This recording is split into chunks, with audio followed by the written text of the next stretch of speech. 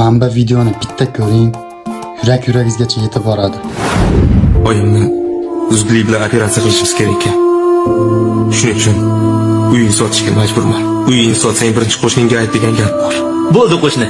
O'zimiz olamiz. Voy, uyi biz tashlab ikki qavatli quramiz a? Ha, xudo xohlasa. Abdullajon qancha so'rayapsan? Bugun maklerlar kelib baholab ketishdi. 80 mingga ketadi deyishdi. Lekin hozir operatsiyaga 30 ming juda ham zarur. Qo'shni, 30 ming bo'lsa hozir sanayman, dada.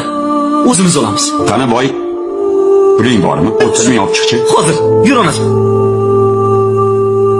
Mana qo'shni, xohlasangiz sanab oling. Lekin ertaga albatta natashni boshlashimiz kerak. Abdulla, pulni ol. Oling. Topganingni berarsan. Dada? Bermasang ham mayli. Dada? Vaqt ketkazma. Tur o'g'lim. Tur. Bor onangni davolash. Dada bo'lma deganingiz? O'chir ovozingni. Tur Abdulla.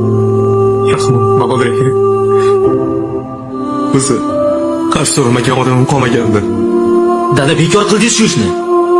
Biz unga qarz beradigan qarindoshimizmi? Yo akasimanmi, yo ukasimanmi? Shartta uyni sotib olish kerak edi, bo'ldi. Qo'shnilaringiz sizga mehribon bo'lib ketasiz-da, dada. O'chir ovozingni. Boyvachcha, onang olamdan o'tganda birinchi bo'lib bel bog'lab yonimda turgan yigit shu edi. Xotiningni dardi tutganda sen safarda eding. Boring kasal bo'lganda kasalxonaga mana shu qo'shni olib bordi. Ha kelin, sizga bu kichkinalik qilib qoldimi? Kammi? Sig'mayaptimi? Birovning kulfatida manfaat topmoqchimisan? Jon qo'shning o'lim bilan olishib yotdi. Biror marta bir kosa ovqat olib chiqdilaringmi?